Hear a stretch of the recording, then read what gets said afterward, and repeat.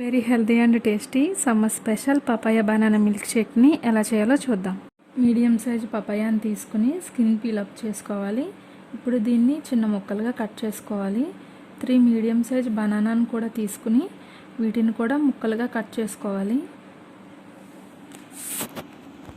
1/2 litre కాచిన పాలను చల్లారిన తర్వాత మీగడ తీసేయాలి. తర్వాత ఆ పాలను ఫ్రీజర్లో ఉంచి గడ్డ కట్టించుకోవాలి. దీని బదులు పాల ప్యాకెట్ను కూడా యూజ్ చేయొచ్చు. పాలు తొందరగా గడ్డ కట్టడానికి వీలుగా టెంపరేచర్ని సెట్ చేసుకోవాలి. లేదా ముందు రోజు రాత్రి ఫ్రీజర్లో పాలను ఉంచాలి. ఇలా గడ్డ కట్టిన పాలను ముక్కలుగా బ్రేక్ చేసుకోవాలి.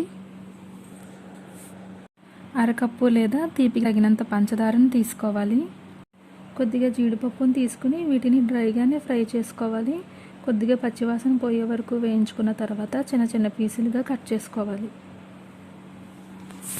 ఇప్పుడు ఒక బ్లెండర్ తీసుకుని దీనిలో మనం కట్ చేసుకుని ఉంచుకున్న పపాయ అలాగే బనానా పీసుల్ని వేసుకోవాలి.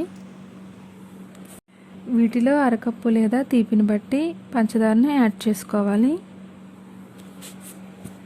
గడ్డ కట్టిన పాలను కూడా వేసుకోవాలి. ఇప్పుడు కొద్దిగా ఐస్ క్యూబ్స్ లేదా ఐస్ వాటర్ని యాడ్ చేసుకుని మెత్తగా అయ్యే వరకు బ్లెండ్ చేసుకోవాలి. లేదా ముందుగా పపాయ బనానాలని బ్లెండ్ చేసుకున్న తర్వాత రిమైనింగ్ యాడ్ చేసుకుని కూడా చేసుకోవచ్చు. ఇలా మెత్తగా బ్లెండ్ అయిన తర్వాత వీటిని గ్లాస్లోకి సర్వ్ చేసుకోవాలి. కొద్దిగా హార్లిక్స్ పొడిని జ్యూస్ పైన గార్నిష్ చేసుకోవాలి. అలాగే కాజు ముక్కలను కూడా యాడ్ చేసుకోవాలి. ఇప్పుడు summer special very healthy recipe papaya banana milkshake ready అయింది. దీన్ని కూల్గా సర్వ్ చేసుకోండి. బనానా జ్యూస్ని తాగడానికి ఇష్టపడని పిల్లలకి ఇలా ఇవ్వడం వల్ల కూడా ఇష్టంగా తాగుతారు.